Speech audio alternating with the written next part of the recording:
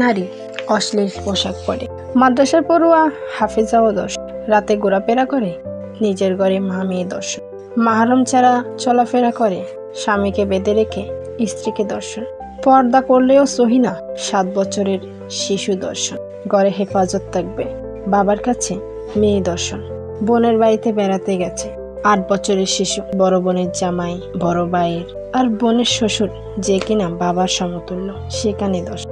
নারীরা মরে গেলে বেঁচে যায়, ভারতে মৃত নারীর লাশ দর্শন। আমরা নারীরা যাদের কাছে নিজেকে বেশি নিরাপদ মনে করি, সবচেয়ে নিরাপদ স্থান নিজের ঘর, আর সবচেয়ে নিরাপদ মনে করে নিজের বাবা, বড় ভাই, বড় বোনের জামাই, স্কুলের শিক্ষক, মাদ্রাসার উস্তাদ, আর শেষ পর্যন্ত দেখা যায় তাদের কাছেই আমরা নির্যাতিত।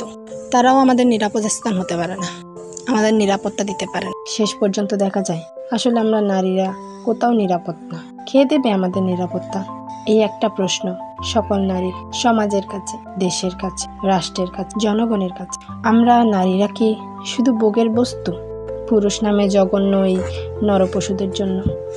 দেশে প্রতিনিয়ত যে হারে নারীরা আজ নির্যাতিত হচ্ছে পুরুষ নামে ওই কাপুরুষগুলোর জন্য, আমরা আজকে রাস্তায় বের হতে ভয় পাই।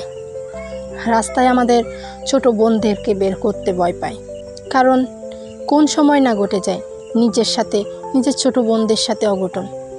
আজকে আমরা ঘরেও নিরাপদ না, নিজের আপন মানুষগুলোর কাছে নিরাপদ না। কথায় আছে না, একজনের কারণে 10 জন খারাপ, এক নারীর কারণে 10 নারী খারাপ, এক পুরুষের কারণে 10 পুরুষ খারাপ। আমরা নারীদেরকে সব পুরুষেরা কিন্তু নির্যাতন করে না। নির্যাতনের কথা যখন ওঠে সব পুরুষদেরকে দেখেই ভয় লাগে, কারণ হতেও তো পারে ভালো মানুষের মুখোশের আড়ালে একটা খারাপ মানুষ লুকিয়ে আছে, সেটা ভেবে আমরা ভয় পাই।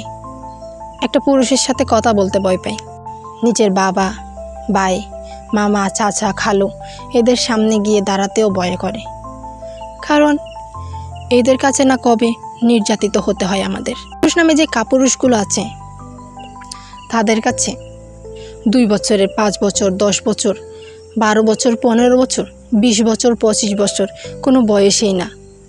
তাদের কাছে 7 বছরের শিশুও নির্যাতিত হয়, 10 বছরের শিশুও নির্যাতিত হয়, 20 বছরের একটা যুবতী নারীও নির্যাতিত হয়, 25-30 বছরের নারীও তাদের কাছে নির্যাতিত হয়। আমরা এর বিচার চাই, সঠিক বিচার চাই এমন অকালে ঝরে যাওয়া প্রাণগুলোর জন্য।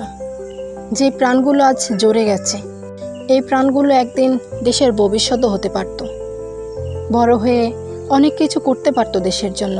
পুরুষ নামে কাপুরুষগুলোর জন্য আজকে অকালে ঝরে গেছে প্রাণগুলো।